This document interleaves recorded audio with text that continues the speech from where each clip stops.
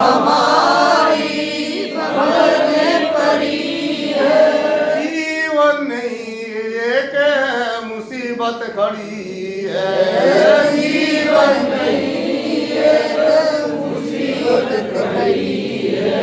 लगा देना नैया हमारी किनारा, लगा देना नैया हमारी किनारे। लगा देना नैया हमारी किनारे, कहीं छूट जाए ना दामन तुम्हारा। मेरे गुरुदेव मुझको देना सहारा, मेरे गुरुदेव मुझको देना सहारा, कहीं छूट जाए ना दामन तुम्हारा। तेरे सिवा ध्यान में आए न कोई, तेरे सिवा हमें आए न कोई।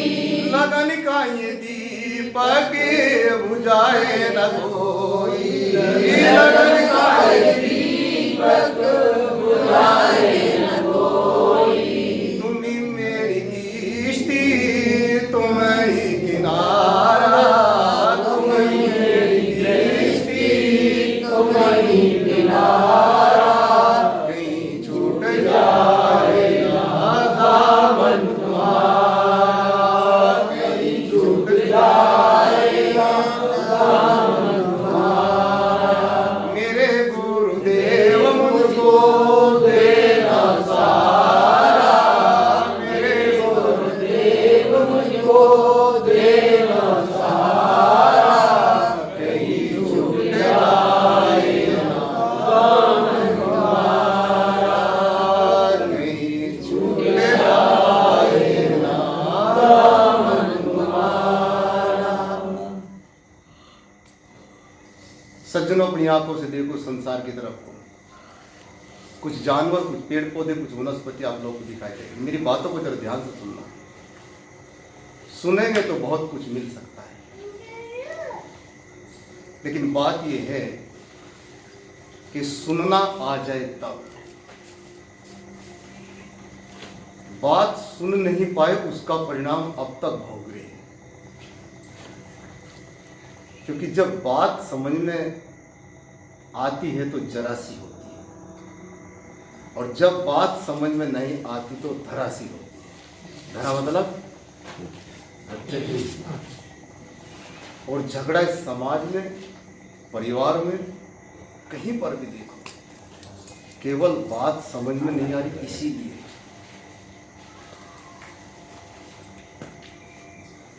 अपनी आंख से देखिए इस संसार की ओर,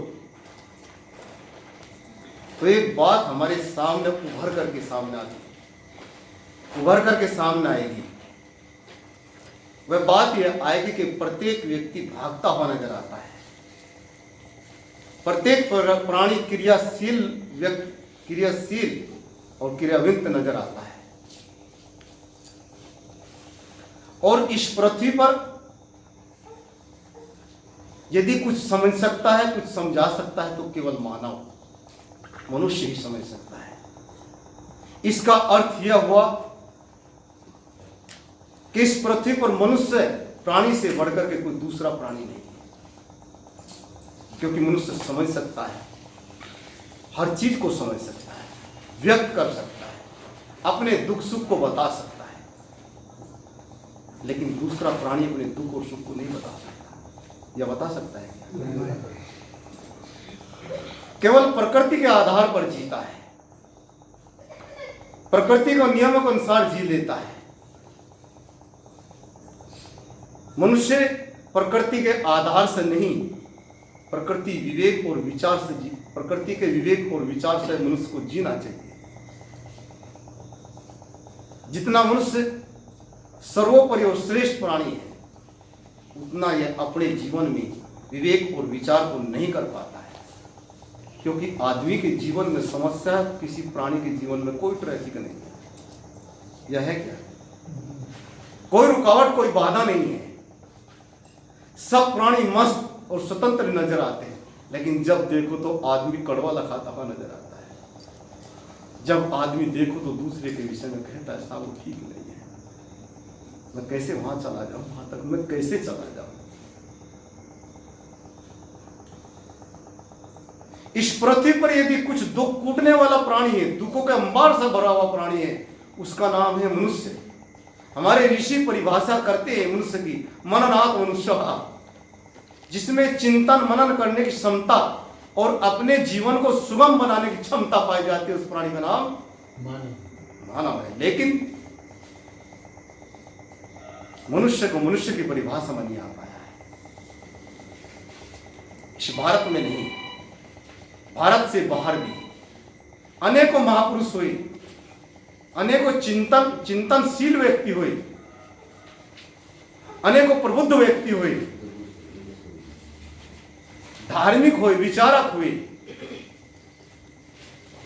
लेकिन सब एक बात को स्वीकार करके मनुष्य जैसा जीवन किसी दूसरे का नहीं। और आज मनुष्य की नस्ल को खत्म करने पर तो बात है। सारी विकृति मनुष्य के पास है।